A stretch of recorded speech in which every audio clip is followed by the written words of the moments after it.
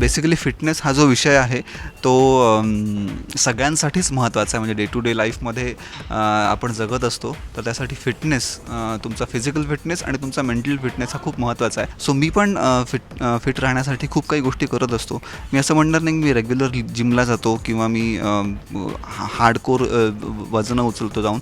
पण मला फिट राहण्यासाठी मला असं वाटतं की नॉट नेसेसरी तुम्ही एव्हरीडे जाऊन जिममध्ये वर्कआउटच केलं पाहिजे, ते महत्त्वाचं आहेच आहे. पण ॲट द सेम टाईम तुम्ही मी असं मानतो की जिमसोबत आउटडोअर ॲक्टिव्हिटी, जसं आपण काही खेळ खेळत असतो, फुटबॉल म्हणा, क्रिकेट म्हणा किंवा सायकलिंग म्हणा, तर अशा गोष्टी मी एक्सप्लोअर करत राहतो की ज्याच्यामुळे कारण होतं काय ना की रोज रोज जिमला गेल्यामुळे की म्हणा किंवा ते एक रुटीन शेड्यूल असल्यामुळे त्या गोष्टीचा कंटाळा यायला सुरुवात होतो.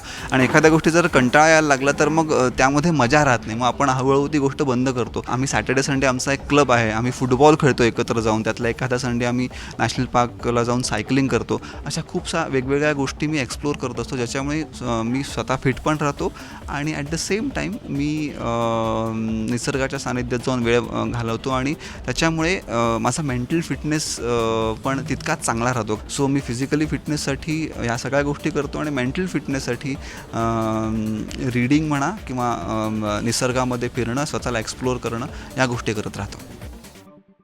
हाय, दिस इज विकास पाटील. सबस्क्राईब करा राजश्री मराठी.